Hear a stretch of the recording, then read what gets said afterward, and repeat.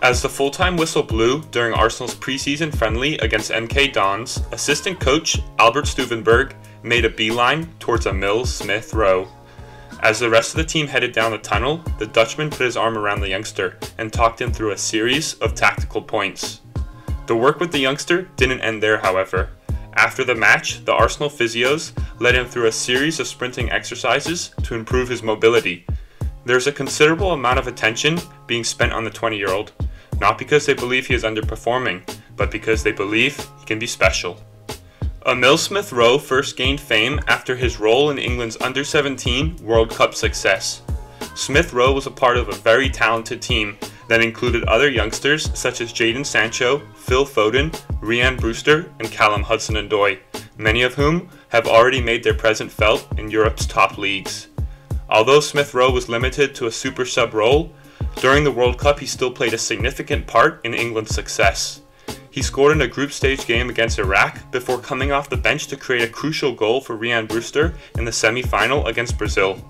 Head coach Steve Cooper, who's now in charge of Swansea, acknowledged Smith Rowe's role in the team's success by highlighting his commitment to training and influencing the semi-final against Brazil. After his World Cup involvement, Smith Rowe became a prized possession on the transfer market. He made cameo appearances for Arsenal in the 2018-2019 season before he eventually joined RB Leipzig on loan. Ultimately, he made just 3 appearances for the German side. Although it was widely reported the Englishman had been carrying an injury, in truth, Smith Rowe was suffering from growing pains, an issue that is now behind him.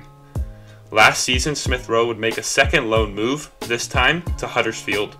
There was a lot of competition from other championship clubs and Bundesliga teams, but Smith Rowe and Arsenal were convinced by the Terriers' proposition.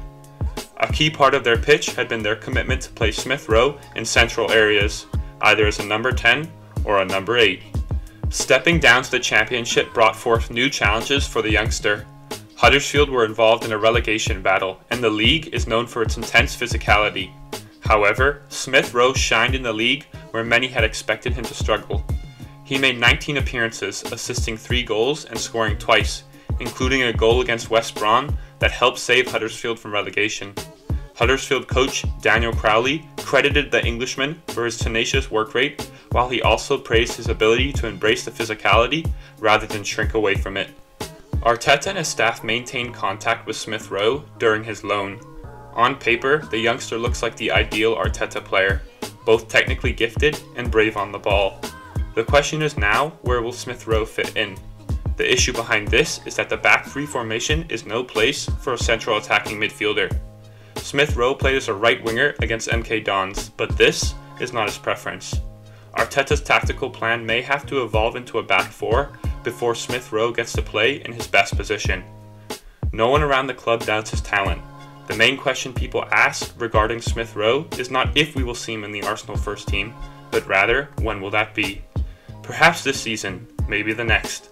One way or another, Smith Rowe will be a future Arsenal player, one with the potential to be special.